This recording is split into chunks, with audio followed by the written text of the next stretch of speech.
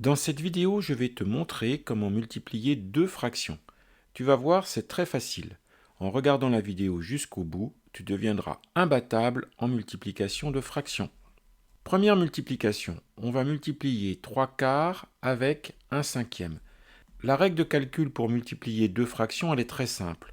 Il suffit de multiplier ensemble les deux numérateurs. Donc on va écrire une fraction et au numérateur, on va mettre le produit 3 fois 1. Et puis au dénominateur, on multiplie ensemble les deux dénominateurs. Donc ici, on va écrire 4 fois 5. On effectue. 3 fois 1, ça fait 3. Et 4 fois 5, ça fait 20. Donc tu vois, 3/4 fois 1/5, le résultat, c'est 3/20. Deuxième calcul, on va multiplier 5 avec 7/6. Alors tu peux être surpris parce que 5, ce n'est pas une fraction. Alors, on peut quand même l'écrire sous forme d'une fraction 5. 5, c'est pareil que 5 sur 1. Quand tu as un nombre entier, si tu veux l'écrire sous forme de fraction, tu mets tout simplement sur 1. Et on recopie donc 7/6. Écrit comme ça, on applique la règle comme dans le premier exemple. On multiplie ensemble les deux numérateurs. Donc au numérateur, on va avoir 5 fois 7. Et on multiplie ensemble les deux dénominateurs. Au dénominateur, on aura 1 fois 6. Ce qui va nous donner 7 fois 5, 35, et 1 fois 6, 6. Quand on fait 5 fois 7/6, le résultat, c'est 35/6. Troisième exemple, je te demande de faire la multiplication de la fraction 7/16 avec la fraction 10/49. Alors, si on applique la règle de calcul qu'on vient de voir, au numérateur, on va faire 7 fois 10. Donc ça ne va pas être trop compliqué à calculer. Et au dénominateur, on va faire 16 fois 49. Alors ça va être un petit peu plus casse-pied. Alors, on va peut-être pas se précipiter tout de suite à faire les multiplications. On va chercher à simplifier le calcul. Je te rappelle que pour simplifier une fraction, tu dois avoir la même multiplication au numérateur et au dénominateur. Alors pour l'instant, quand tu regardes les nombres qui interviennent, tu n'as pas la même multiplication au numérateur et au dénominateur. Mais en décomposant les nombres qui sont au numérateur et au dénominateur sous forme de multiplication, tu vas faire apparaître des multiplications communes. Tu vas faire apparaître des facteurs communs au numérateur et au dénominateur. Alors, tu vois, 7. 7, on ne peut pas l'écrire autrement, on va laisser 7. En revanche, 10, tu peux l'écrire 2 fois 5. C'est ce qu'on va commencer par faire. Donc, on va écrire 7 fois 2 fois 5. Et puis au dénominateur, on a 16. Alors 16, comment est-ce qu'on pourrait le décomposer avec un des facteurs qui figurent au numérateur pour pouvoir simplifier? Alors 16, c'est pas 5 fois quelque chose, c'est pas 7 fois quelque chose. Par contre, c'est 2 fois, c'est 2 fois 8. Donc on va décomposer 16 en 2 fois 8. Comme ça, on voit qu'on pourra simplifier les 2 fois qui sont ici. Et puis 49, 49 c'est 7 fois 7. Donc 49, on va l'écrire 7 fois 7. Donc tu vois, en décomposant comme ça les nombres qui étaient au numérateur, au dénominateur, on a fait apparaître des multiplications communes au numérateur, au dénominateur, on a fait apparaître des facteurs communs au numérateur, au dénominateur de la fraction, et maintenant on va pouvoir simplifier. Alors, voyons un petit peu. On a x2 au numérateur, on a x2 au dénominateur, donc on va pouvoir simplifier par 2. On a x7 au numérateur, on a x7 au dénominateur, on va aussi pouvoir simplifier par 7.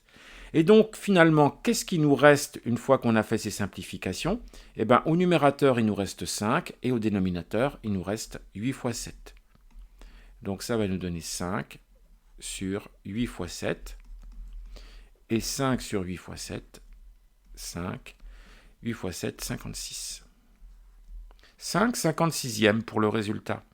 Et le résultat que tu as obtenu, comme on a simplifié au maximum, tu peux être certain que c'est une fraction irréductible. C'est une fraction qu'il ne sera pas possible de simplifier plus.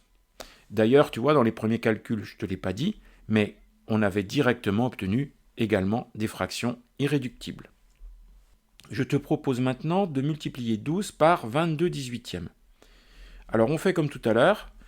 12, on va l'écrire 12 sur 1, fois 22 18e. On applique la règle, on multiplie ensemble les numérateurs, 12 fois 22, sur 1 fois 18. Comme tout à l'heure, on va essayer de faire des simplifications entre le numérateur et le dénominateur. Alors, tu repères que 12 et 18 sont deux nombres qui sont dans la table de 6. 12, c'est 6 fois 2, et 18, c'est 6 fois 3. Donc, tu vois qu'en écrivant 12, 6 fois 2, et 18, 6 fois 3, ça va être intéressant pour faire une simplification. Et puis après 22, c'est 2 fois 11, donc ça ne va pas être intéressant de le décomposer pour faire une simplification, parce qu'après, on n'aura pas de simplification possible au dénominateur.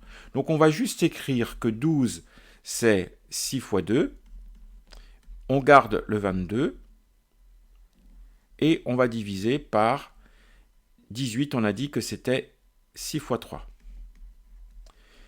Maintenant qu'on a fait ça, on va pouvoir simplifier par 6. Et qu'est-ce qui va nous rester? Eh bien, il va nous rester 2 fois 22 divisé par 3. 2 fois 22, ça fait 44. Donc le résultat, c'est 44 tiers.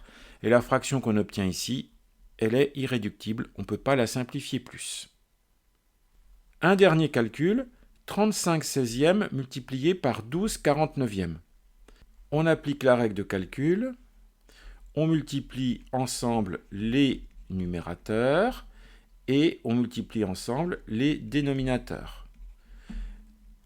On ne va pas se lancer dans le calcul de 35 fois 12 ou de 16 fois 49. On va déjà regarder si on ne pourrait pas décomposer en produit les nombres qui sont au numérateur, au dénominateur pour faire des simplifications. Alors, déjà, 35, c'est 7 fois 5, 49, c'est 7 fois 7. Là, dans sa tête, on voit tout de suite qu'il y aura une simplification par 7. Et puis, on a 16 et 12. Alors, avec 16 et 12, 16 et 12, ils sont tous les deux dans la table de 4. 12, c'est 4 fois 3, et 16, c'est 4 fois 4. Donc là, on voit qu'on pourra faire une simplification par 4. Donc, on va écrire nos nombres comme on vient de le dire. Alors, 35, on écrit que c'est 7 fois 5. 12, c'est 4 fois 3. 16, c'est 4 fois 4. Et 49, c'est 7 fois 7. Alors, voyons un petit peu ce qui va se simplifier. Donc, le 7 fois, il se simplifie. Ensuite, le 4 fois, il se simplifie. Et après, ce qui nous reste, on voit 5 fois 3 et 4 fois 7, il n'y aura plus de simplification possible. Donc, on peut écrire notre résultat final. Ça va donc être 5 fois 3 sur 4 fois 7. 5 fois 3, ça fait 15, et 4 fois 7, ça fait 28. Et voilà notre résultat sous forme de fraction irréductible. 35 16e fois 12 49e, ça fait 15 28e.